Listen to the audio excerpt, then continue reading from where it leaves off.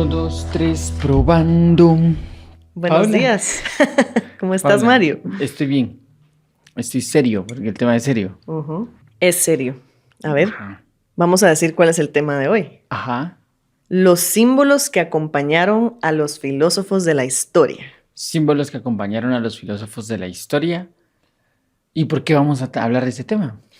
Por el Día Internacional de la Filosofía, para conmemorar este día. Sí, para conmemorar el Día Internacional de la Filosofía, que se celebra el tercer jueves del mes de noviembre, en conmemoración al nacimiento de Sócrates, que es uno de los padres de la filosofía occidental. UNESCO declaró pues crear un Día Internacional de la Filosofía porque se ve la relación directa entre la paz y la forma de pensar de las diferentes naciones. Y como la filosofía es la búsqueda de la sabiduría y está en relación con la forma del pensamiento, entonces conmemorar esta diversidad y esta forma de pensar nos acerca un poquito más hacia la paz. Muy bien. Esa es la idea del Día Internacional de la Filosofía, que para las personas que estudiamos filosofía es un día importante. Es un día importante. Como en todos los gremios, me imagino, así como Claro. el día del doctor cuando sos doctor, o el El día día de- del maestro cuando sos maestro, o el día de la madre si sos mamá, pero el día de la filosofía es un poco más universal, porque Sí. la filosofía parte de la idea de que todos tenemos un Filósofo dentro. filósofo, ajá, Sí. un pequeño filósofo latente. Sí, sí. Entonces, esa es como la razón por la que estamos con este tema. O por la razón de este podcast especial. Así Sí. como habían antes como programas especiales por algunas fechas, como el especial de Navidad. Sí, sí, sí. Este es el especial de filosofía cotidiana. Ajá, este es el especial de filosofía cotidiana que tiene que ver con los símbolos que acompañaron a los filósofos de la historia. Y vamos a hablar de algunos símbolos. Sí.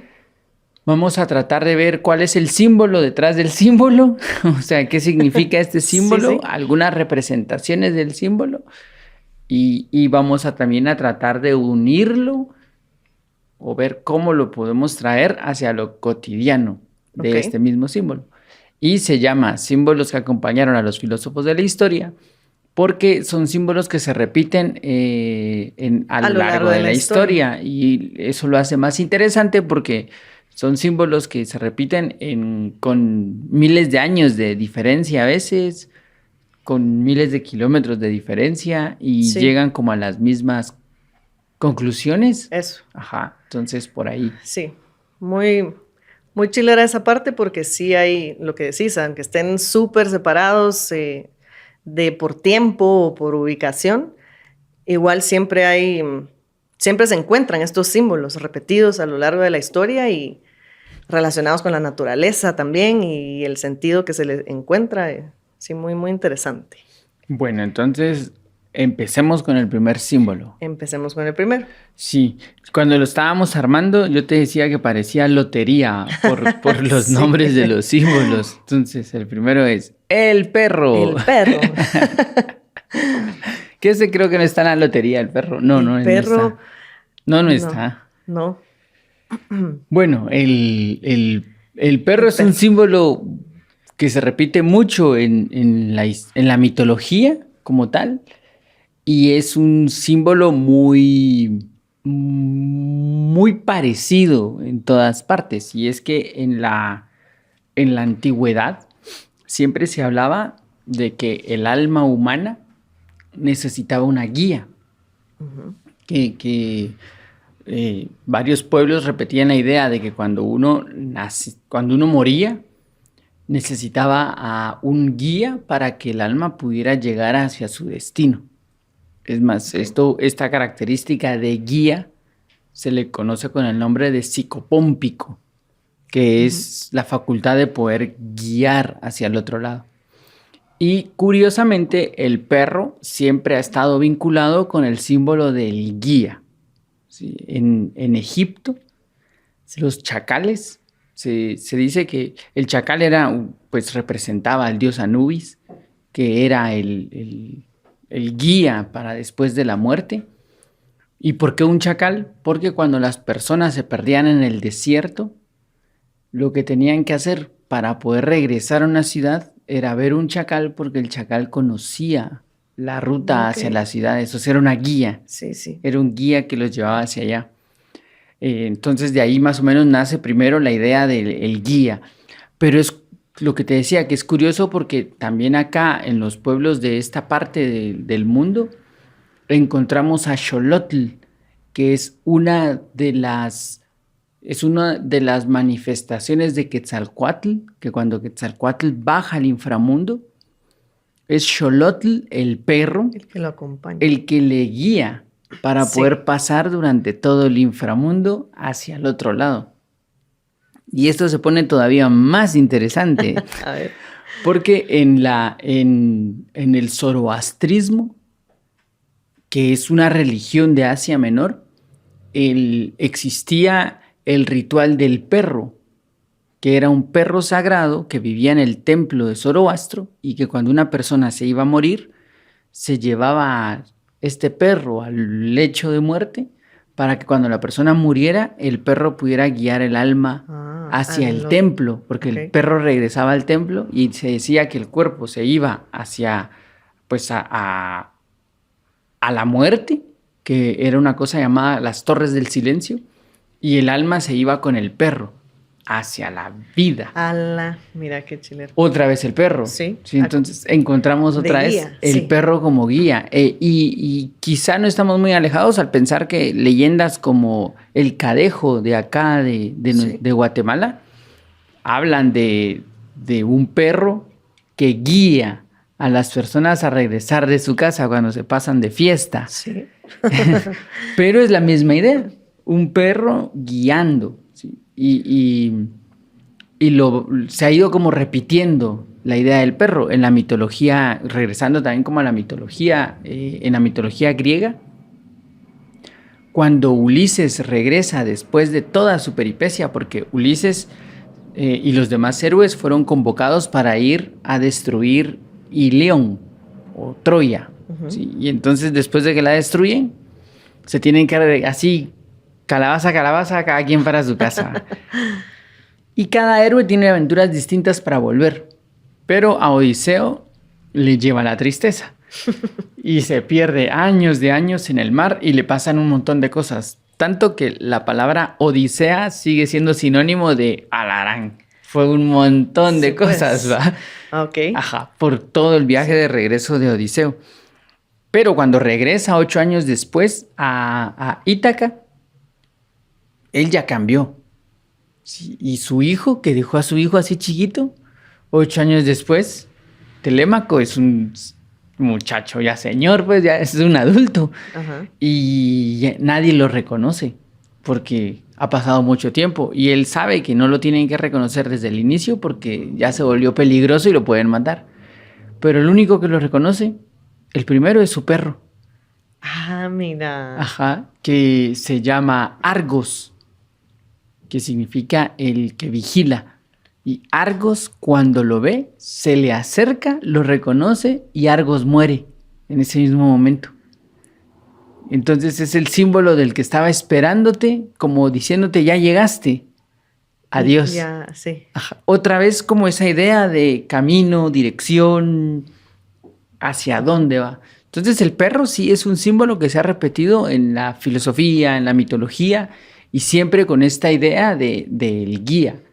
Okay. Sócrates en los diálogos siempre hace una invocación que es por el can, y se refiere al cancerbero, al perro que cuida la puerta del inframundo. Y cuando él dice por el can, se refiere como a que uno dijera, ¡ah!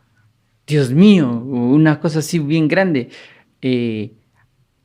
Haciendo alusión a un perro también que está del otro lado, que veré solo cuando me muera. Sí. Sí, entonces se repite mucho la idea de este guía, que nos va acompañando. Al otro lado. Al otro lado. Ajá. Y te guía, para que llegues. Ajá, y que te ayuda como a guiarte. Entonces, Ese es el primer símbolo y ha estado en muchos casos también de la filosofía.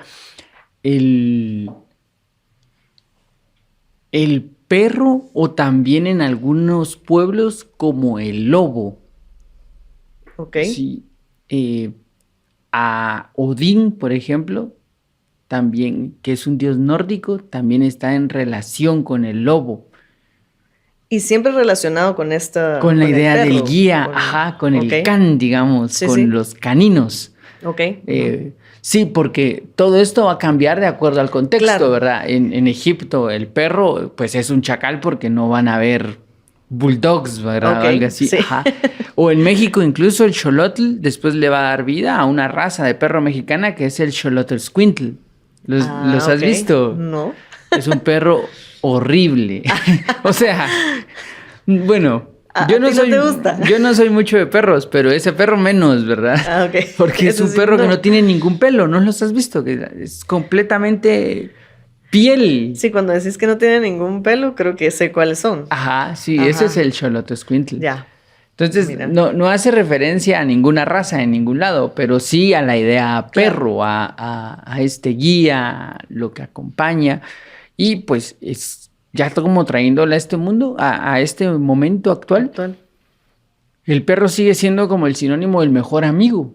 Entonces, quizá no está basada esta idea del mejor amigo solo en que tan bonitos los perros, sino que tiene un peso histórico, filosófico, Sí. simbólico, que ha quedado en el inconsciente del ser humano y que dice, bueno, sí, Sí. el perro está ahí para Y sigue acompañarme, para acompañando, claro. protegerme, y sigue siendo como esta idea de guía. Mira qué bonito. Ajá, entonces Se mantiene. se mantiene, sí, sí. Ese es el primer símbolo. Muy bien. ¿Te parece? Me parece el primer símbolo. Bueno, entonces vamos a pasar al segundo. Al segundo. ¿Y cuál es el segundo? El segundo símbolo es la serpiente. Y de igual forma que como el perro, la serpiente también a lo largo del tiempo se va repitiendo en diferentes épocas, en diferentes lugares. Y empezando, digamos, un poco por ver una serpiente en general y sus características, pues la serpiente se arrastra para desplazarse, creando como una forma de S conforme va avanzando. Tiene escamas y cambia esa piel. Leía que cuando van creciendo las escamas de la serpiente no crecen, digamos, así como la piel, sino que se quedan como de ese tamaño y por eso es que las botan y ya generan una nueva piel de escamas. ¿Verdad? Y pues hemos visto una serpiente por lo regular, al menos desde mi perspectiva, una serpiente, si yo veo una serpiente, creo que no sabría qué hacer con ella, huiría.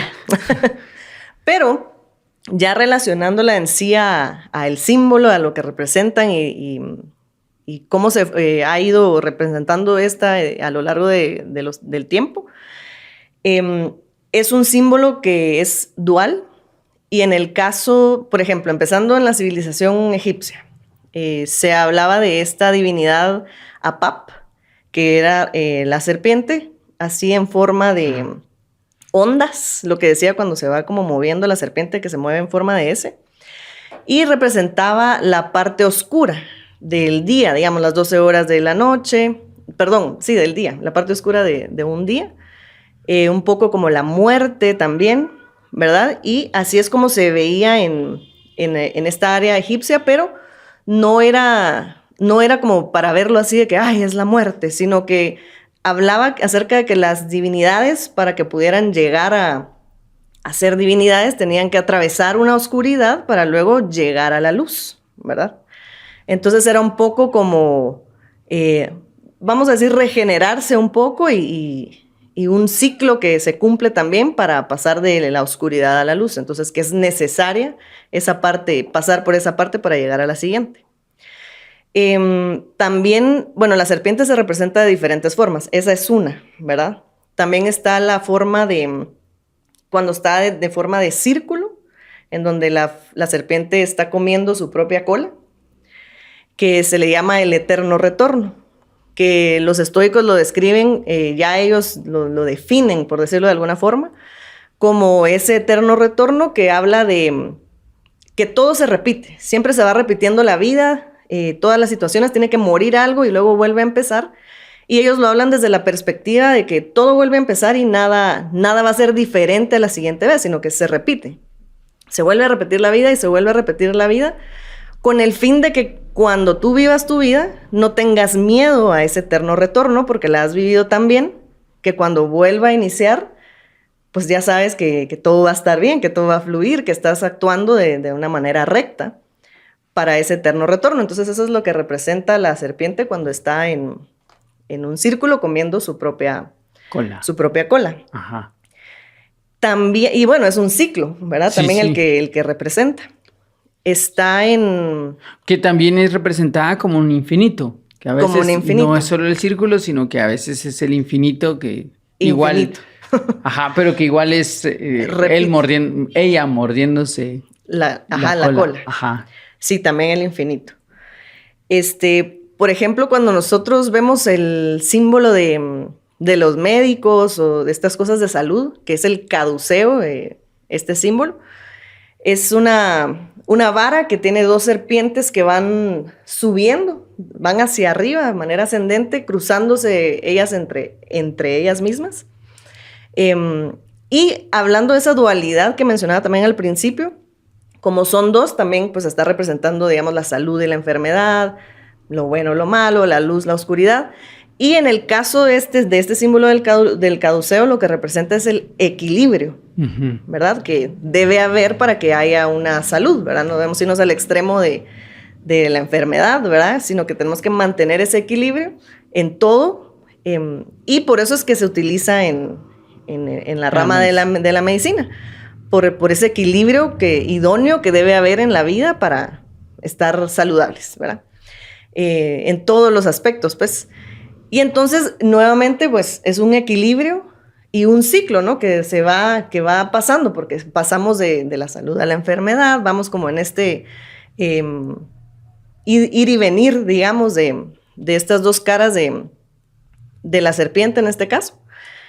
Y pues finalmente, como en conclusión, eso es como que lo que va representando la serpiente. O sea, no es como para que uno diga, a la gran, ¿por qué hay una serpiente ahí? Porque tal vez no sea muy agradable para muchos, pero la serpiente representa eso, el que pueda regenerarse, ¿verdad? Al cambiar su piel, o por ejemplo cuando botan una parte de la cola o se las cortan o ellas la dejan como mecanismo de defensa, regeneran también esa parte de ellas mismas. Y representan esos ciclos en donde nos tenemos que regenerar, donde nosotros vamos siempre en ciclos en la vida. Y a eso se sigue relacionando hasta el día de hoy la serpiente, ¿no? La ciclicidad que tenemos en la vida, el equilibrio que debemos también, en el equilibrio que debemos procurar mantenernos para tener como una estabilidad más o menos en la vida en general.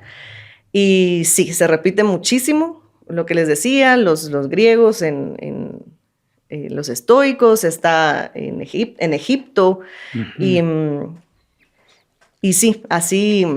En este símbolo de la medicina, en el caduceo, las dos serpientes, que son Ida y Pingala, Ajá. también representan como las energías que mantienen el equilibrio del universo.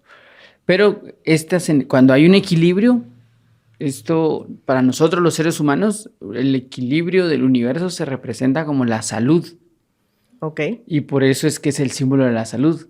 Pero antiguamente este símbolo, este caduceo, era un atributo de Hermes, Sí. que es el mensajero de los dioses. Okay. Y entonces Hermes tenía el caduceo porque la salud es el mensaje de los dioses.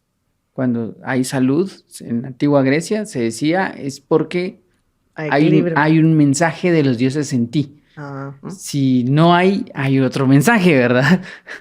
Pero por ahí va como la relación de ese... Qué poderoso, ¿no? Ajá, porque sí. De ese caduceo. Y también en la antigüedad siempre a la serpiente se le relacionó con la sabiduría. La sabiduría, sí. Porque el ciclo, el entender que todo es cíclico, el entender que lo que inicia termina y vuelve a iniciar, tiene que ver con la sabiduría. El sabio es aquel que reconoce los ciclos, cuando reconoce el inicio y el final de un ciclo. Es cierto que, por ejemplo, en la civilización egipcia, los faraones que tenían ya la serpiente aquí, El que como una forma de S. Ouroboros. Ajá. No, perdón, el Ouroboros es la serpiente que se muerde la cola. Este es el Ureus. Ureus. Ajá, que tienen aquí. Que se los colocan aquí, que sale la serpientita, pues cuando lo vean es eso, es el faraón que ya alcanzó la sabiduría. Ujú, entonces, por eso tiene dominada la serpiente, Sí. ya no está mordiéndose la cola. E incluso en Egipto, el idioma del sabio era el idioma de la serpiente. Sí. ¿Te Ala, acordás? contá Ajá. esa historia. Y entonces se decía que cuando una persona conocía los secretos, tenía que guardar silencio. Ujú. Y para poder como recordar que tenía que guardar silencio, se le hacía el sonido de la serpiente, que era el shh. Y de ahí viene por qué para guardar silencio nosotros decimos shh, Sí. que viene desde Egipto, el ceseo, porque así se llama, el ceseo de sss, Y es mira, el de la serpiente. mira desde dónde viene el significado que tiene y sí, aún hoy lo utilizamos pues Ajá. para guardar silencio, no contar algo, pero es algo muy Sí, y significativo. siempre va a estar relacionado con esa sabiduría, porque si nos recordamos también dentro de la Biblia, la serpiente está en el árbol del conocimiento. Sí. Ahí está. Y más adelante en la misma Biblia hay una historia en donde a Moisés se le pide que plante una vara y que ahí habrá una serpiente, y los que quieran curarse de otras picaduras de serpiente tienen que voltear a ver a esta serpiente que les hará sacar el veneno. Entonces, siempre como una sabiduría que cura, siempre como un conocimiento, Ahí hay algo como con el conocimiento. Incluso en los pueblos mayas, Quetzalcóatl es la serpiente emplumada. O sea, Ajá. también es una serpiente. Sí, Y en algunas pirámides como Chichén Itzá, hay un fenómeno astronómico que en cierto momento la pirámide escalonada refleja una serpiente en su sombra. Ah, Sí. mira. Y entonces otra vez la serpiente, y la serpiente va así, en las graditas. Otra vez una serpiente. Ok. Entonces, la serpiente sí es un símbolo universal que está asociado con la sabiduría. Y en la antigua India existían los antiguos reyes nagas, Los nagas. que naga significa serpiente, que se dice fueron los que en algún momento ayudaron a la humanidad a entender algunas cosas. Sí. Entonces siempre la Siempre serpiente, sabiduría, ciclicidad, ahí está ese Ahí símbolo. está. Ajá. Sí, se repite muchísimo. Se repite un montón, sí. La carga negativa de la serpiente es como nueva. El entender que la serpiente es mala. Y pues por ahí cosas que sustentan la maldad de la serpiente, ¿va? Harry Potter y esas cosas. Pero incluso en Harry Potter representa el conocimiento que adquiere, y que solo algunos que nacen con ciertas facultades pueden hablar el parcel. Ajá, el idioma de la serpiente. Ajá. Sí. Sí, entonces ese es un símbolo así súper, súper grande. Sí. Sí, y lo que decías de que ahora se le ve como mala y todo, pues porque lo que nosotros vemos de la serpiente no es tanto la simbología y lo que trae, sino el reptil en sí y lo que yo decía, que, ay, si yo miro una serpiente, ¿verdad? Pero sí tiene mucho significado ahí detrás y que viene desde tanto tiempo, y todos los ejemplos que diste y que dimos. Entonces sí vale la pena ahí indagar un poquito más en la serpiente. Y sin duda es un símbolo universal Sí. que acompaña a los filósofos de la historia. Bueno, a ver. Ahora... el tercero. El tercero, así te digo que parece lotería. El perro, la serpiente. ¿Y el tercero? Y ahora el tercero es la pirámide. La pirámide. La pirámide. O el triángulo. Sí, que no es lo mismo, pues, porque la pirámide tiene cuatro caras. Sí. Y el triángulo solo es una de las caras de la pirámide. Como figura, la pirámide siempre representa la estabilidad, porque se dice que es la figura geométrica más estable, dado que tiene una base cuadrada, y esta base cuadrada sostiene a los cuatro lados que tienen forma triangular. Ajá. Creo que si uno dice pirámide, lo primero que viene a la mente de uno es Egipto, Sí. con las pirámides. Ajá. Pero no es la única civilización que nos habla de una pirámide. Es más, los pueblos mayas tienen su forma de construcción es piramidal. Son pirámides, se dice pirámides truncadas, porque no tienen una punta en el final como tan pronunciada, sino que suele ser un poquito más cuadradita. Sí, sí. Eso es una pirámide truncada, que están aquí en Tikal o en Teotihuacán, que ahí la pirámide del Sol y de la Luna son pirámides truncadas. Truncadas. Uno puede subirse y pararse en la plataforma así, porque la pirámide termina como en una terracita. Sí. Ajá. Sí. Pero es que raro, porque estos pueblos antiguos vienen y eligen pirámides para construir y con la diferencia espacial y temporal tan grande, porque también si nos vamos a países de Indonesia y toda esa parte del mundo, también hay pirámides en construcción, entonces se repiten. Y la idea un poco pues viene primero de esta estabilidad que representa la pirámide, pero también porque la naturaleza funciona en base piramidal. Ok. Ujú. O sea, no es que la naturaleza arme pirámides, sino que lo que significa es que la naturaleza va expresándose de 1 a 2, de 2 a 3, de 3 a 4, de 4 a 5, de 5 a 6. O sea, va de una unidad hacia abajo siempre en forma de pirámide. Así se va triangular, así se va expresando. De un punto de origen se va extendiendo hacia lo demás. Como la raíz de un árbol, que hay una semilla y de esta semilla va creciendo todo en forma piramidal. Entonces los antiguos veían que la naturaleza trabajaba en forma piramidal, que tenía un orden, que partía de una unidad y después se iba como armando. Entonces había una forma ahí de representar a la naturaleza en una pirámide. Sí, en armar toda esta estructura de forma piramidal, que tiene que ver con la jerarquía. Sí, que hay como una jerarquía, hay un orden que tiene que ir respetándose.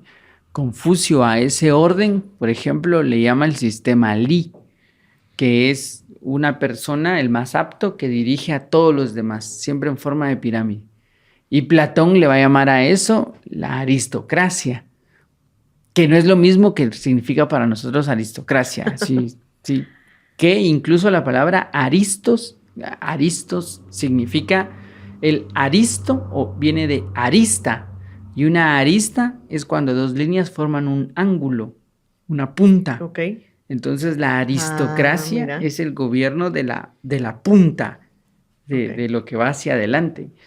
Los pájaros cuando vuelan en forma de arística, que vuelan así como triangular, y siempre el más apto va hacia adelante, porque es el que rompe el viento, el más fuerte más bien, y se van turnando. Cuando este ya no aguanta, pasa hacia atrás y pasa al siguiente más fuerte. Es otra pirámide, ¿verdad? Que se va así expresando. Entonces, sí, claro, los antiguos vieron estas pirámides en la naturaleza y tenían que representarlas de alguna manera. Y todavía sigue siendo un símbolo que llama mucho la atención, tener pirámides, triángulos. Hay algo en el inconsciente que hace que nos llamen la atención las pirámides. Bueno, y entonces esta expresión de la naturaleza en forma piramidal siempre hizo reflexionar sobre cómo funcionaba la naturaleza. Y fue lo que creó esta idea del símbolo de un triángulo. Sí, porque como hablando del orden que sí es que lleva y que cómo la naturaleza se va expresando, también tiene su propia jerarquía, la naturaleza, las prioridades, digamos, que va primero y que va surgiendo a raíz de eso, para que fluya. Ajá, para que se ordene, para que funcione. Exacto, para que funcione. Sí, porque si no hay un sistema ordenado, no funciona. Y como en la antigüedad los filósofos, o sea, cuando empieza la filosofía occidental, la filosofía está más vinculada a cómo funcionan los sistemas, cómo funcionan las ciudades, que el filósofo ayudaba a redactar leyes para que funcionara la ciudad, para que, pues sí, que encontraran un orden. Que avanzara, ajá. Entonces tenían que observar la naturaleza, no podían, como el filósofo tampoco recibía un sueldo, no era un puesto del Estado, sino que era un ser humano que estaba preocupado porque la sociedad funcionara. Entonces no solo iba a inventar, ¿va? No iba a decir para mí que no, sí. Sino que buscaban el ejemplo, y el ejemplo de la naturaleza. Entonces, ¿cómo funciona la naturaleza? Así tenemos que funcionar nosotros. Y la pirámide se repitió. Platón mismo coloca las 4 caras de la pirámide y dice que el estado perfecto tiene que tener cuatro caras, como una pirámide, que van a formar un equilibrio. Y este equilibrio piramidal son los 4 aspectos de la búsqueda de la verdad, porque él dice que hay 4 ideas principales o 4 ideas básicas que después los renacentistas le van a llamar arquetipos, que son la justicia, la verdad, la bondad y la belleza, los 4 arquetipos. Entonces imagina una pirámide con 4 caras y cada una de estas representa la justicia, la verdad, la bondad y la justicia, la verdad, la bondad y la belleza. Pero estas 4 son demasiado grandes, dice Platón. No podemos llegar a entender qué es la belleza, no podemos llegar a entender qué es la justicia, la verdad, la bondad. Lo que nosotros llegamos a ver es la expresión de estas 4. Y la expresión de estas 4, pues no sabemos qué es la belleza, pero sí podemos reconocer lo que es bello. No sabemos qué es la justicia, pero sí podemos reconocer lo que es justo. Uh-huh. Pero estas 4 tienen que volverse más cercanas a nosotros. Entonces se van a bajar con forma piramidal. ¿Sí? Una pirámide de cabeza y después una pirámide hacia abajo. No sé si me estoy explicando. Sí. Así. Que se va acercando más a... Esta es la de los arquetipos. Al contrario. Y esta es la de abajo. Okay. Y esta de abajo, digamos, la justicia desciende como política. La belleza desciende como arte. La verdad desciende como ciencia. Y la bondad desciende como religión. Entonces, política, arte, ciencia y religión son los 4 caminos para alcanzar uno de estos 4 arquetipos que van a darle orden a la sociedad y que cada ser humano va a ascender por el que más le nazca, el que más le resuene. Ajá. Uh-huh. Pero es otra forma piramidal. Sí. Es otra forma piramidal en la que él establece la sociedad. Y mira qué forma de establecerla. Sí. O sea, ahí sí hubo... Sí, hay una... ¿Qué sería? Así, una observación de la naturaleza y plasmarlo para uno entenderlo. Ajá, porque ese ya es un sistema político. Ajá. Basado en la observación de la naturaleza y ya un poquito más profundo de cómo podría ser representado. Uh-huh. Entonces, las pirámides han estado con nosotros siempre. No solo las egipcias, sino toda la idea pirámide, claro, ha estado siempre muy cerca de todos los filósofos de la historia. Entonces, ese es un símbolo súper, súper importante. Y hay muchos ejemplos más sobre pirámides o sobre triángulos. O incluso sobre la reflexión que ha llevado la forma triangular, que hasta Pitágoras logró establecer un teorema basado en ángulos que forman pirámides. O sea que sí ha sido un símbolo bien repetitivo en la humanidad. Sí. Y que se usan en muchas cosas y no, sin llegar, digamos, a esa profundidad, pero que sí tiene un sentido, digamos, cuando... No sé, representas un cuerpo humano con un triángulo arriba, un triángulo abajo, o sea, sí, estás representando como la forma de la espalda, la cintura y luego la cintura hacia abajo, pero sí hay también detrás de eso, ajá, el representar eso, el orden también que lleva todo eso, o sea, sí lo ves en un montón de lados, sí. Y si ya lo pensás de esa forma, como el símbolo en sí, muchísimo puedes sacarle a eso. Y yo miraba el otro día que mi sobrino, ahorita no sé qué edad tiene, como 12 creo yo. No sé. Pero él en algún momento de su vida recibió cursos de dibujo y esto porque dibujaba mucho. Ajá. Y así representaba siempre la casa. Cuando dibujaba una casa, lo primero que dibujaba era un triángulo. Y a partir de ahí... Y a partir de ahí armaba la casa. Entonces primero es el techito que es en forma de triángulo. Y después ya jalan como las 2 líneas para la puerta. Y es como... ¿Quién le dijo a él? O sea, Sí. no vio una casa así. ¿Dónde hay una casa así aquí? Sí, ¿no? Pero está ahí como en el inconsciente la idea de... El arquetipo. Este arquetipo, esta idea vieja del triángulo representando un orden. Sí. Ajá, sí, bien interesante. interesante, sí. Mira qué bonita la pirámide. Qué bonita. Me La gusta pirámide. la simbología de la pirámide. Sí. Imagínate, sería la lotería más larga, así. Y todos con su cartón así. Ya. No le sale la pirámide. La serpiente o el perro hasta ahora. El perro, la pirámide. Bueno, ahora seguimos con otra forma piramidal. Bueno, sí. Representado como triángulo. Sí, representada como triángulo. Y la relación de estos dos es así. Sí. Amigos por siempre. ¿Qué es? El cuarto símbolo va a ser el fuego. El fuego. Que el fuego, sí, a lo largo también de la historia se representa mucho en diferentes culturas, civilizaciones. Hasta el día de hoy se utiliza mucho en lo religioso y todo esto. El fuego en sí, pues es luz, ¿no? Uno enciende una vela y te da luz. El fuego da calor también y pues tiene como sus funciones, pero en general la simbología que se extrae de él, sí es eso, que el fuego ilumina, que el fuego te va a dar luz y que el fuego es la mente, las ideas que están en todos y que a partir de la sabiduría, el conocimiento, es ese fuego, ese fuego. Incluso lo que mencionabas también al inicio del perro, en la mitología también se habla del fuego, con este mito de Prometeo y que él pelea con Zeus para poder darle la chispa a la humanidad, que es el conocimiento. También lo mencionabas un poco en lo de la serpiente, cuando la manzana y la serpiente y todo esto, que también va implícito ahí, ese conocimiento que se le da a la humanidad, que viene de la divinidad, el fuego. O sea, ellos son los que lo están transmitiendo a la humanidad para que pues ya se haga uso de esta chispa, de esta luz, digamos. Pero el fuego también se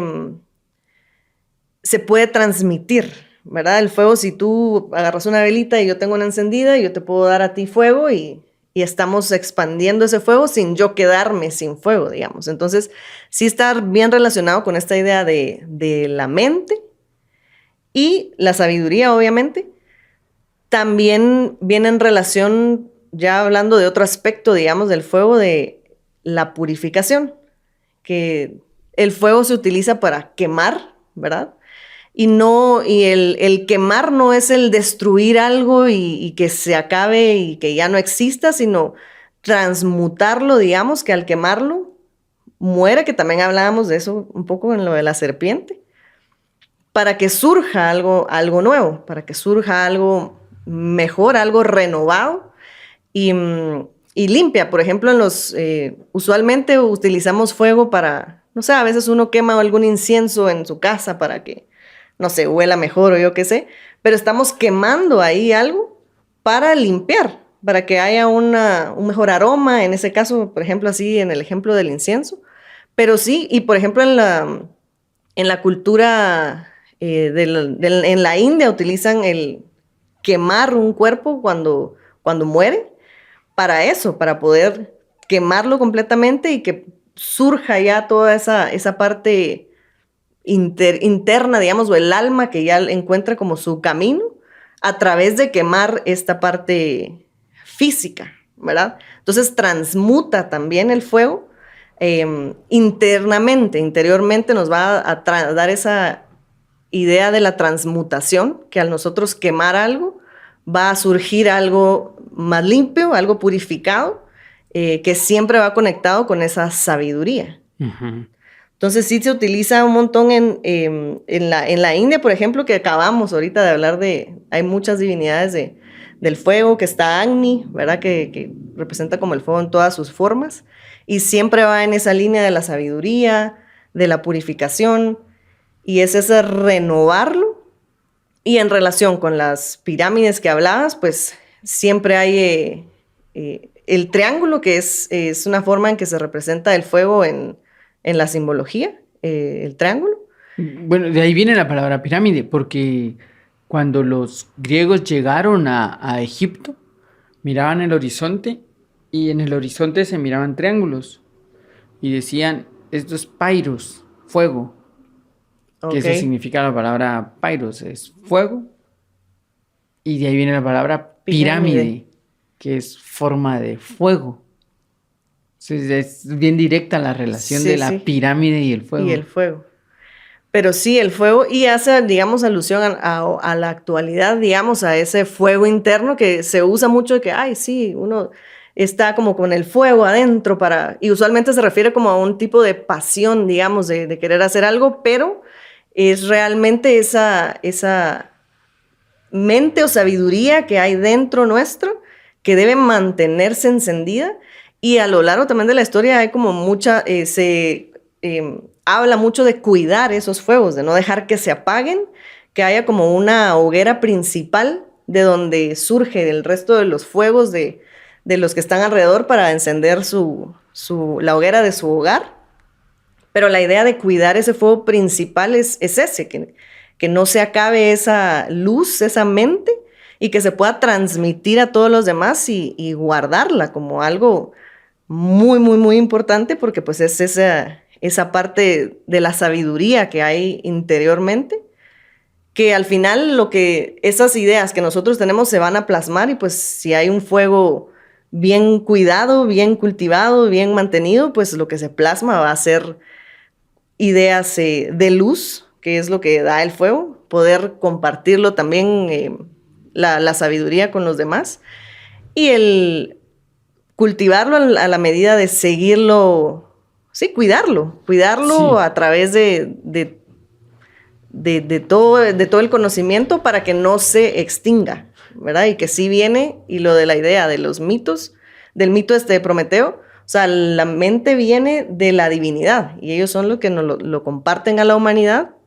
pues para hacer idealmente un uso bueno sí, de porque esta el mito dice luz. que Prometeo y Epimeteo les dieron todas las virtudes Ujú. para que las repartieran. Pero Epimeteo vino y se las dio a la naturaleza y no dejó nada para el ser humano. Entonces el ser humano se quedó sin nada y se empezaron como a morir de frío porque había mucho frío y no sabían qué hacer. Y entonces Prometeo sintió así como, la pobres ellos. Entonces se dice que con una caña vacía se acercó al carro de Zeus y prendió fuego y la guardó ahí. Y entonces bajó y se la dio a los seres humanos. Y entonces de pronto se dieron cuenta de que los seres humanos ya estaban armando sociedades alrededor del fuego.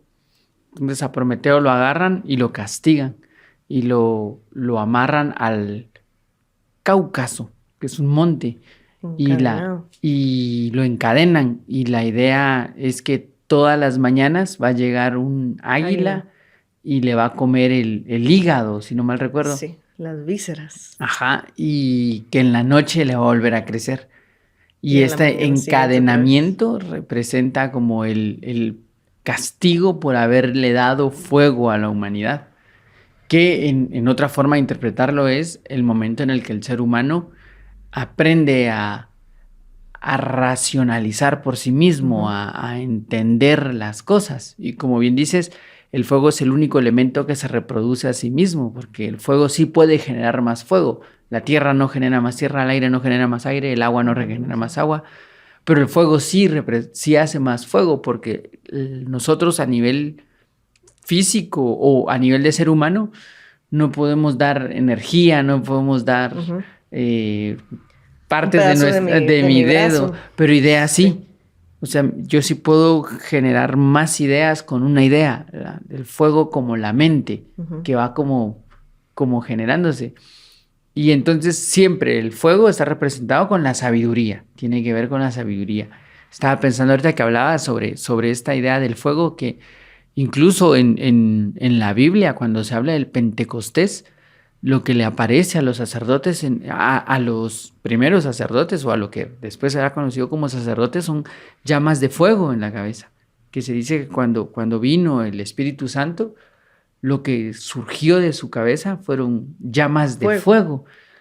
Y el símbolo hace alusión a este conocimiento grandioso que incluso les dio hablas en lenguas extrañas para poder ir a dar la palabra, les dio conocimientos especiales. Entonces, otra vez, fuego, conocimiento. Sí. Siempre como en siempre ese vínculo. Llegando a esa idea. Ajá. El pasar un fuego. En la parábola esta del Buda, cuando el Buda llega a un pueblo y a todas se les apaga la vela. Él enciende una vela y dice que con esta llama podría él prenderle fuego al mundo. O sea, hace referencia no a que sea piromaníaco ni nada del estilo, sino que... No es literal. Ajá, traslada el conocimiento hacia todos los demás. Sí. Es bien interesante. Galeano tiene un cuento bien bonito sobre que todos los seres humanos somos fuegos. Y que él dice que desde el cielo, si viéramos hacia abajo, veríamos fuegos pequeños, fuegos bobos que no queman, y veríamos fuegos que arden y fuegos que lo incendian todo. Y siempre haciendo esa alusión, ¿verdad? Fuego, conocimiento, mente, el poder de razonar. Sí. Bien interesante cómo se repite. Sí, y me recuerdo de ese poema que ya no lo habías contado. Bueno, ya me lo habías contado.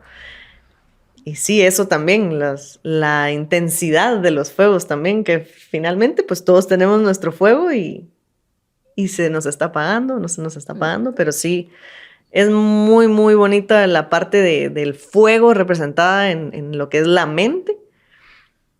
No es como cuando lo vemos desde la simbología, entonces cobra todo el sentido del mundo por todo esto que estamos hablando, pero sí...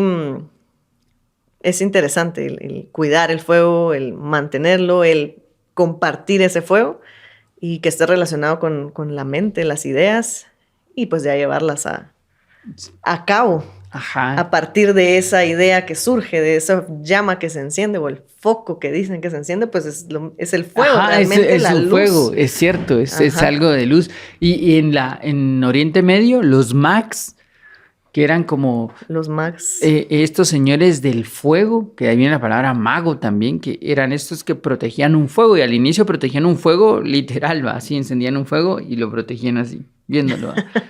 Y después aparece Zoroastro y les dice, sí, hay que proteger un fuego como un símbolo de un fuego que están protegiendo dentro de ustedes. Entonces le da como una renovación a esta idea de que cuidar un fuego va a ser el símbolo de cuidar un fuego. Sí. Yo cuido este fuego como el símbolo de que dentro de mí estoy cuidando un fuego.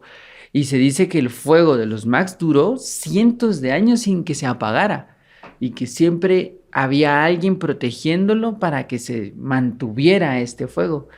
Y según la leyenda historia, cuando vino un viento, de pronto un día estaban protegiendo el fuego y vino un viento así fuertísimo y lo apagó. Y todos se asustaron y dijeron, ¿qué está pasando? Bueno, no sé, pero tenemos que encenderlo. Pero esa noche que se apagó el fuego, en otro lado del mundo estaba naciendo Alejandro Magno. Que va a llegar a renovar las cosas. Pero qué interesante que la leyenda siempre se asocie a la idea del fuego que se enciende o al fuego que se apaga. Mira. Ajá. Sí, ¿hasta dónde llega? ¿Hasta dónde llega ese símbolo? Sí, es grandísimo. Es súper grande. Así que cuando enciendan ahora un fueguito, una velita, Sí, ajá, hay que... Pues cuídenlo, hay Hay que que cuidar esos cuidarlo. fuegos y que se utilizan hoy, pues encendemos una velita para cuando se va la luz, por ejemplo, o si vamos a una iglesia, por ejemplo, prendemos una vela también para que se mantenga encendida para, no sé, el santo que estén yendo a visitar. O sea, el fuego se sigue utilizando como símbolo hasta el día de hoy en diferentes religiones, en diferentes formas, ¿verdad? Porque cada quien le va dando también como su propio significado, pero realmente es este, Sí, siempre la luz, el la conocimiento, o luz. sea, no le han dado otro significado, sino Ajá, que siempre es el mismo. ajá, se O sea, va, incluso parte de ahí. correr una antorcha, que es fuego, Ajá, es llevar luz, es trasladar la luz. Entonces, siempre es como la sí, misma sí, idea, sí. ajá. Ajá, el fuego del obelisco, que ahí viene, Que de el- ahí se toma ajá, ese de ahí fuego. se toman las antorchas, porque antes los obeliscos tenían un fuego Ujú, y se encendía y se iba corriendo con la antorcha del fuego de la libertad, ajá. del... Y del fuego ese primero Ajá. que se hizo, que se encendió. Sí, este símbolo sí es Sí, grandísimo, grandísimo, tiene muchas cosas y ha estado a lo largo de la historia acompañando a los a filósofos. los filósofos de la historia. Ajá, sí, entonces Sí, sí, es un símbolo que acompaña a los filósofos de la historia. me parece. Bueno, sigamos, Sigamos con la sigamos con la lotería. lotería simbólica. A ver, ¿cuál es el siguiente símbolo? A la gran... Ah, sí. Igual está asociado ya a lo que hemos visto, porque también tiene que Sí. ver con la serpiente, Ujú, tiene que ver con las figuras geométricas, que es el círculo. ujú. Sí, el círculo. O la esfera, que este sí es igual, ¿verdad? Ya sea el círculo como tal o la forma huevoide, ajá, o, o la esfera Esférica. esférica como tal, que siempre está hablando de la unidad, siempre está hablando del origen, Ajá. del lo que no tiene principio ni No tiene fin. principio ni fin. Ajá. Ajá, que si se traza un círculo y no sabes cuándo se empezó a trazar, no podrías saber dónde inició ni dónde terminó Ujú, porque hay un círculo ahí. Y este siempre lo vamos a encontrar como, sí, como el origen, como algo que parte. Cuando se habla en las antiguas mitologías de cómo fue creado el mundo, muchas veces se representa como la forma de un huevo, que el mundo era circular, ajá. porque se cree que los antiguos no sabían que el mundo era redondo, pero ya ahora se sabe que sí sabían que el mundo era circular. Incluso hay un filósofo clásico que determina el diámetro de la Tierra. Y lo que pasa es que no era un conocimiento que en la Edad Media la gente supiera. ¿Sí? Cuando se dice que la gente en la Edad Media creía que la Tierra era plana, no era toda. Sí, no eran los que sabían que Los la que Tierra no sabía, era ajá, sí, plana. eran como estas Sí, creencias populares. La gran mayoría quizá ni reflexionaba sobre cómo era claro. la Tierra, pues ni les interesaba. Pero cuando alguien se ponía a pensar, decía, no, si esto debe ser plano, pues, ¿y Sí, sí. qué otra? No, y que los que sabían que la Tierra era redonda estaban en ese proceso de averiguarlo, de investigarlo, de comprobarlo. Entonces, de aquí a que llegara ya todo eso, toda esa información al resto, mientras tanto. Ajá, el ciudadano de a pie, Ajá. sí, sí. Que es lo mismo ahorita, a ver, teorías científicas súper interesantes, que uno como ciudadano de a pie no sabrá sino hasta adentro. Hasta que ya tengan algo formal. Ajá, sí, sí. Entonces, en la Edad Media, pues sí, algunos sí sabían que era circular, pero entonces también representaba como el hogar, ¿verdad? El origen, el Ujú. mundo como hogar, el origen como tu hogar y siempre la esfera, ¿sí? La esfera como la figura perfecta, ¿sí? Sí, El círculo, que también va a ser la representación del cero, ok. el cero como el origen y Ujú. como el fin, porque el cero es un número no número. Sí, El cero no representa nada, pero pero vale un montón. sí, mientras Entonces, más ceros. ajá, mientras más ceros mejor, pero depende de qué lado. Sí, y que siempre que haya un número primero, todos los... No, Ajá, espérate. pero es lo mismo, Sí, sí. ajá, es la idea de el cero no vale nada, pero sí, sí vale un montón. sí da un Entonces, montón de valor. qué curiosidad que lo que no tiene valor tenga un montón de valor. Ujú. Es esa idea, el origen, el círculo. E incluso en la antigua Grecia hay un mito que son los juguetes de Dionisios, que se dice que Ajá, a Dionisios le sí. dieron ciertos juguetes cuando era niño y le dieron los dados para que jugara, le dieron la peonza, que para nosotros es una perinola, Perinola. le dieron un espejo y le dieron una pelota o una esfera. Y se dice, Platón cuenta que esta representación de la esfera, el cubo, que serían los dados, Ajá. el triángulo que gira, que sería la La perinola. peonza, la perinola, el espejo como lo que refleja y la esfera son las figuras geométricas básicas, las que le van a dar vida a todo, que después más adelante van a formar otras figuras que se conocen como los sólidos platónicos. Pero parte de la esfera. Fíjate. La esfera es uno de los primeros símbolos que le da vida a todas las demás figuras geométricas, a todo lo que existe. Sí. Entonces, qué interesante Sí, que hasta ahí superinteresante. está la esfera. Ese es bien abstracto. Ese Sí. símbolo es bien abstracto. Sí, y que se usa, o sea, en la geometría, lo que sí del cero, las juguetes, o sea, sí, la forma esférica está en todo. Uno encierra a veces las cosas como para esto, para resaltar algo que es Ajá. importante, que está dentro o sea, sí, sí, hombre, está ahí dentro como latente el saber de que esos símbolos pues sí traen algo mucho más profundo detrás. E incluso la conciencia se representa como una esfera, porque como la palabra conciencia es concéntrico, Ujú. de ahí viene la palabra, o sea, poseer el centro. Para que haya un centro, tiene que haber una esfera. Entonces, Ok. la conciencia se representa como tu conciencia es una esfera y depende de dónde coloques el centro, así va a girar también tu conciencia o en torno a ese centro va a girar tu conciencia. Ajá. Entonces, también es un círculo. Sí, y que en el rostro lo de los agujeros que tenemos Que ahí es donde se conectan los triángulos y los círculos, porque los 7 agujeros del rostro forman 3 triángulos. Ajá. Sí, es que Sí. es un montón, así que dice uno, ¿qué? Ajá. Entonces, este lo vamos a dejar ahí porque es bien abstracto. Ok, Sí, entonces, seguimos con la lotería seguimos simbólica. con la lotería simbólica.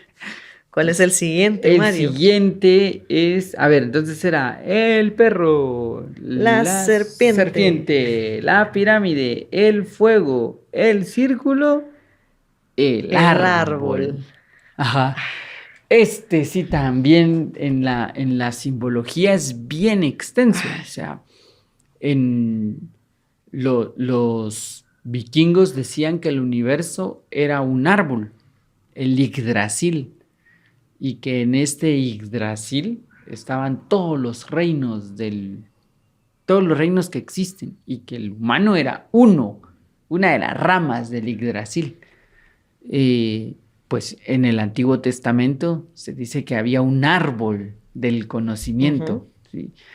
Y siempre la idea de un árbol creo que es Anaxágoras el que nos habla es Anaxágoras el que nos habla de que la manifestación es un árbol con las raíces hacia el cielo.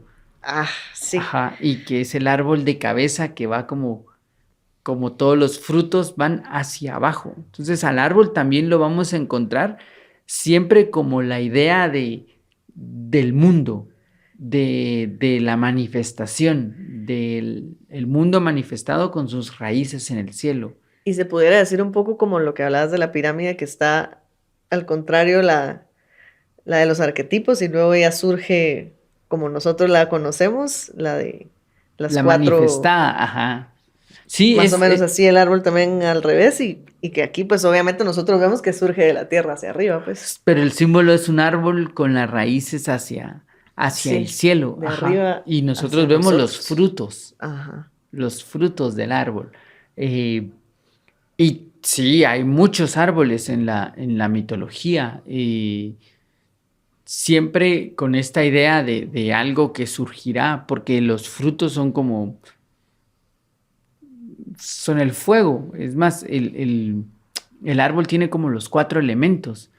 Tiene a la tierra en las raíces, tiene al agua con la savia que sube por el tronco, tiene al aire con las ramas y las hojas, y tiene al fuego con los frutos. Entonces, estos 4 elementos como la manifestación completa de algo que se expresa, y siempre vas a encontrar un árbol de algo. Sí. Un árbol sagrado, un fruto sagrado, ese vínculo entre lo no manifestado y lo manifestado, sobre todo en la simbología, siempre va a haber alguna asociación hacia el árbol. Sí. Y también leyendo para esto, veía que de las primeras figuras que un niño aprende a dibujar, está un árbol.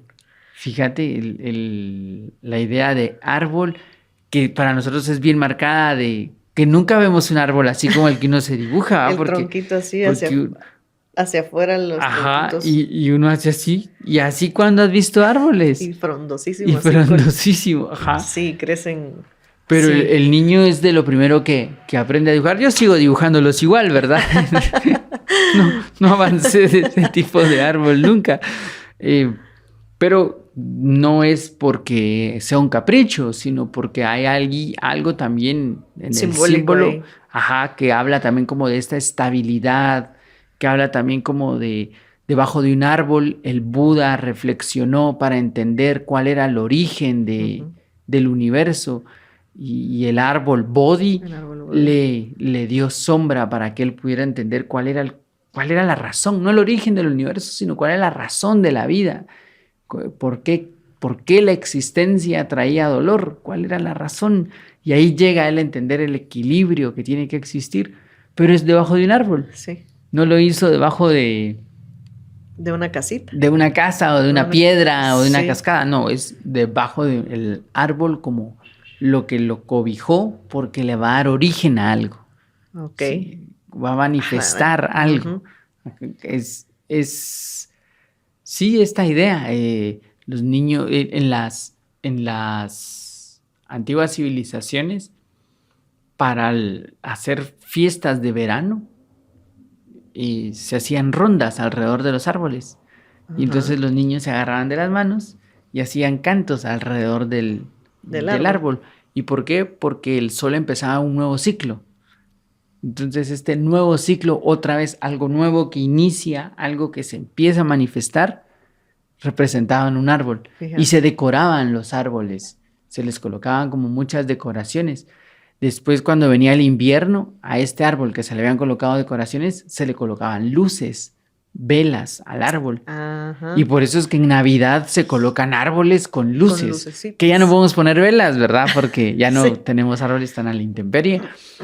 Pero sigue siendo la idea de un árbol que ilumina. Y por ejemplo, en esta parte del mundo nosotros colocamos árboles con luces, y debajo del árbol se colocan los nacimientos, porque inicia un ciclo, porque algo nuevo va a volver, va a empezar. Mira qué genial. Ajá, otra vez un árbol como el origen de algo. Sí, que lo que decías, o sea, el árbol sí podemos ver, bueno, hay unos lugares más que otros, pero toda esa ciclicidad del árbol, cuando bota las hojas, cuando vuelven a crecer las hojas, o sea, desde que lo sembraste crece, y cómo va el ciclo del árbol, como los ciclos, pues, que se llevan siempre en todo. Entonces, siempre el árbol como la manifestación de algo, y está bien presente en todos. Ahora, pues, el árbol de Navidad es de plástico y se guarda y todo eso. Guarda así, se guarda adornado todavía, así solo lo... ¿Lo has visto? Ah, sí, ya los venden así completamente adornados. No es que los vendan así, pero los guardan así la gente que coloca árboles en su casa, sí. Mira, bueno, pues en la antigüedad era un árbol plantado en tu jardín. Y a ese le colocabas velitas que hablaban de poder cuidar la noche, porque en las más como al norte del mundo, la noche es más larga. Entonces, si tenías un objeto que iluminaba, mantenías encendido el fuego, mantenías encendida la También, luz. sí. Ajá. Y después ya la tradición fue como cambiando y cuando viene a estos lados del mundo en donde nosotros no tenemos tan marcada la noche, pero sí se marca, Sí. sí se marca, eh, pues igual se mantiene la idea de iluminar un árbol y conforme ha avanzado el mundo, no sé si la palabra es avanzado, ¿sabes? Pero conforme ha pasado el tiempo en el mundo, cada vez se ha vuelto todo como más plástico. Y pues aparte de que Literalmente. nos hemos destruido la naturaleza como se nos ha dado la Sí, gana y todo se volvió un comercio y de pronto el pinabete ya se estaba extinguiendo, sí, entonces hombre. a poner como límites y ahora los árboles son de Son de plástico. mentira. Sí.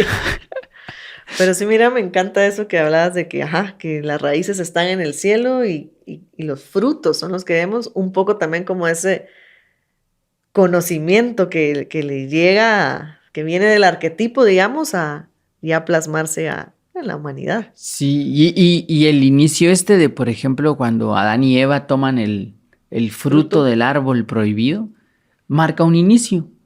Sí, más allá de si era bueno o malo, lo que está marcando es un inicio. Ujú. Algo nuevo va a volver a empezar de este fruto. Y es tan... Y que mira, el conocimiento viene Viene el del árbol, árbol. ajá, y es tan como tan fuerte esto que es igual el Buda, debajo de un árbol, Sí, reflexiona para entender el origen del del dolor. dolor. Y según la historia, la leyenda histórica, Newton, debajo de un árbol, La manzana. llega a ver las leyes de la gravedad que va a ser el papá de la física moderna. Y dice, debajo de un árbol, otra Sí, vez un fruto, me cae. Y así. Entonces, curiosidad sí, histórica, coincidencia, no. Es un símbolo es universal un que ha símbolo. acompañado a los filósofos de la historia. Me encanta.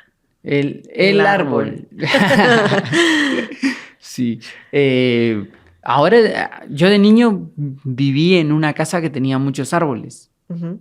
Y sí, sí recuerdo la sensación Querer ir a reflexionar, de sentarte ahí. sentarte bajo un árbol, de querer estar cerca del árbol, de querer incluso vivir en el árbol, porque queríamos hacer Una casita en la el casa árbol. del árbol, que fue un fracaso rotundo, ¿verdad? Porque si no éramos niños americanos que tenían herramientas, Sí, ¿verdad? pero sí es cierto. Igual yo donde vivía, bueno, había muchos árboles, pero en la cancha, digamos, había uno grande y nos subíamos al árbol. O sea, la idea era subirte y desde ahí ver, Ajá. porque estabas más arriba. Entonces era estar ahí sentada en las ramotas porque era grande. Sí. Es Y ahí bien. hay algo ahí Sí, hay un símbolo que latente llama, que, ajá, ajá, que te llama el árbol. sí. Y bueno, llegamos al último. Ahorita viene el último de los símbolos de hoy, pero porque Porque hay muchísimos, pues. podríamos hablar todo el día, sí, sí, de los No, pero símbolos. sí hay muchísimos más. Nosotros Sí, hicimos una lista de los que más nos llamaron la de atención. estos 7. Ajá. Y el último es El filósofo. el filósofo como símbolo. Pues, Nos hacíamos la pregunta, sí, ¿verdad? De si el ajá, filósofo podía podría ser un ser símbolo. un símbolo. Porque, bueno, primero estamos hablando del Día Internacional de la Filosofía Ujú. y cuando se habla de filosofía viene como pegada la idea del filósofo. Ajá. Entonces, es más, antes de crear el invento de la palabra filosofía, vino la palabra filósofo, Ajá. porque no se sabe bien si fue Pitágoras o Heráclito, pero cuando a él lo llamaron sabio, él dijo, yo no soy ningún sabio. Yo, ¿cómo Eso. voy a ser un sabio? Un sofos. No, no puedo serlo. Yo en todo caso soy un Amante. filósofos, un amante de la sabiduría. Entonces, primero apareció el filósofo y a su lado apareció la filosofía. Ujú. Entonces, el filósofo como un símbolo. Sí. El filósofo como un símbolo y cabal como lo estabas definiendo de la filosofía, amor a la sabiduría, y el filósofo el que ama la sabiduría. Pero al amar esa sabiduría está como en esa búsqueda de respuestas, ¿no? A las preguntas que surgen, que todos tenemos preguntas de siempre que nos surgen de dentro Y el filósofo es ese que busca esas respuestas, pero al buscarlas como es amor a la sabiduría, está buscando una verdad, ¿verdad? No es solo salir del paso con cualquier respuesta, sino que quiere la respuesta verdadera que vaya a poder poner en práctica, que vaya a poder hacer uso de ella para seguir ahí y todas las dudas que siguen surgiendo. O sea, ese es el ciclo, digamos, del filósofo, el tener esas dudas, investigar cuál es la respuesta, la verdad a eso, para poder ya ponerla en práctica, ¿verdad? Entonces, el filósofo sí va de alguna manera como a encerrar todos estos símbolos, porque al buscar la sabiduría, pues estamos hablando de ese fuego, ¿no? Que ya mencionamos, de ese fuego que está encendido y que se quiere mantener encendido. Estamos hablando de un ciclo, pues, que las dudas nunca se nos acaban. Siempre tenemos preguntas nos van surgiendo a lo largo del tiempo. Y siempre hay una búsqueda ahí de esa verdad que va haciendo esa ciclicidad en el filósofo en este caso, ¿verdad? Hablando de todo esto de buscar la verdad, lo que mencionabas de la pirámide, de estos arquetipos de buscar lo bueno, lo bello, lo justo, lo verdadero y trabajar en esas líneas, porque eso es lo que va a hacer el filósofo. No solo es buscar la respuesta tener la duda, encontrar la respuesta, sino en esas líneas de lo verdadero, lo justo y lo bello y lo bueno, moverse en esas líneas para ir siendo más, para ir aportando más, para ir en sociedad también como formando una sociedad idónea, pero siempre acompañado de todos estos símbolos que sí están latentes interiormente en esa búsqueda de las respuestas. Ajá. Sí, y es que el filósofo en sí, como símbolo, también representa a este buscador, Ajá. ¿sí? Al que busca. Entonces, si tú piensas en un filósofo, incluso el tema del filósofo ha sido un tema artístico, ¿sí? El pensador de Rodin, que está así sentado, ese es el filósofo. Y no es un filósofo en específico, sino que es este símbolo de ser el pensador, del que busca la respuesta, y siempre va a aparecer un ser que busca la respuesta. En Platón es el que quiere salir de la caverna, el que está indagando qué pasa. Siempre este señor, señora, señorito, que quiere entender por qué las cosas suceden como suceden. Y entonces es un símbolo que todos hemos sido en algún punto, todos hemos sido filósofos en algún momento, porque en algún momento hemos querido una respuesta y hemos querido que esa respuesta sea verdad. Desde ese momento empezamos como a poseer el símbolo y somos el símbolo del filósofo. Sí, es fascinante para mí el que por ejemplo, los ejemplos que dabas de esto de Platón, del arquetipo y luego las 4 ramas que ya están como dadas a la humanidad para poder a través de ellas alcanzarla. O sea, esas dudas que le surgieron y cómo encuentra esas respuestas. Esas son mentes así maravillosas que afortunadamente existen incluso hoy, para que nos llegue también esa luz que se sigue compartiendo, ese fuego, para que podamos ir entendiendo un poquito. Porque finalmente las dudas siempre van a haber, pues nunca. Sí. Van a haber dudas de dudas, ¿verdad? Porque cuando uno es niño, puedes tener la duda de por qué el cielo es azul. Ajá. Pero si tenés 36 años y esa sigue siendo tu duda, así. Sí, claro. Sí, amigo, date cuenta. Así hay. Ajá. En la búsqueda hay crecimiento. Sí, y las dudas van como cambiando. Y así también a lo largo de la historia, el filósofo siempre va a proponer una respuesta y va a estar como bien vinculado a su momento histórico, porque aunque no da la respuesta, porque si no, no sería un filósofo, la busca.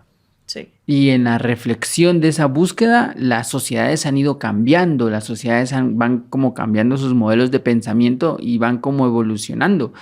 En la actualidad pareciera que el filósofo no es nada, según algunos algunos pensums escolares, la filosofía no sirve para nada, ¿verdad?